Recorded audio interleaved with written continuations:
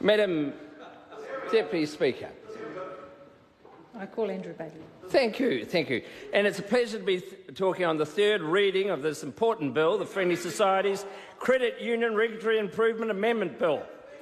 And of course, after that last speech, I thought we needed to move on to some new areas of discussion. But before I did that, I just want to acknowledge the sponsor of this bill, Madam Speaker. He is a dynamic local MP.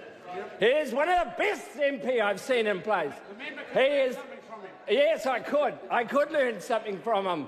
He represents the people of Kaikoura in a very good fashion, very conscientious, and of course he is an expert in financial matters, and that's why I think it's most appropriate that he was promoting this bill, which I've got to say was at times slightly testy. When we had a whole range of submitters, it showed to me that this was a dynamic industry where we don't just have everyone aligned and trying to be self-serving when seeking a change to this piece of legislation.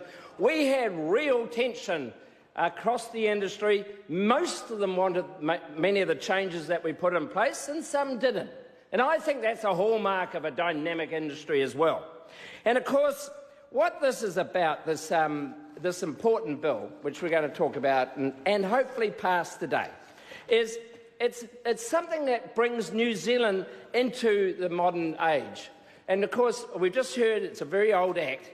And what this does is that it allows New Zealand credit unions and friendly societies to operate in a much more effective and, I've got to say, I think, a commercial manner. And of course, I think most people forget how big the credit union friendly society industry is. And overseas, I was fascinated to see that there are 235 million members overseas in 109 countries with 68,000 credit unions. In New Zealand, we have roughly 200,000 members, and we've got about $2 billion worth of assets, financial products that they're holding on behalf of their members.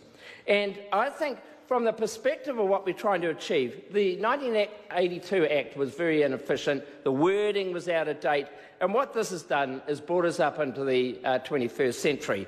And I think one of the most difficult things was that the whole issue around how credit unions operated, the number of members in place, and one of the changes we did make was reduce the number of members required from 7 to 2.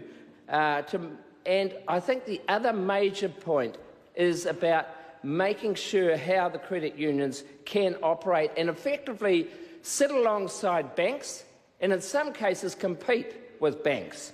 And these are all good aspects, and I think one of the underlying structural changes we made was to enable credit unions to become bodies corporates. And of course, Mr. Smith talked about this in his summary at the beginning of this debate.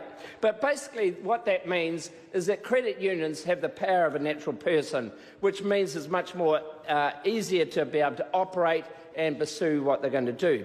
But in essence, what the bill does, it removes unnecessary operating and compliance costs, very important if you're going to compete with banking and offer financial services, promote greater efficiency, innovation, accountability, bring credit unions into alignment with other financial institutions, and maintain the element of mutuality, which I know we've talked about before, but as we all know, mutuality is about having these entities who are focused on providing services for their members and for the only for the purposes of their members. So you cannot see third parties coming. It's all about working for their members, and that is the concept of mutuality, which I know Mr. Duncan Webb understands well. And to achieve these aims, the measures in the bill simplify the statutory objectives of the association to cover the conduct of activities and provide for the incorporation of credit unions and enable credit unions to also provide financing directly to their members. And one of the issues we all know with credit unions under the current Act is that they cannot lend money to their members' businesses. So in effect, we had this convoluted process. We'd have to go to a member and be a trust, and then it would be on lent to the member's business, which wasn't really practicable. And what this bill is deals with that and makes that and permits that as an operation. So I think, Madam Speaker, I think this is a great bill. I want to acknowledge Mr Stuart Smith. I also want to acknowledge all the submitters.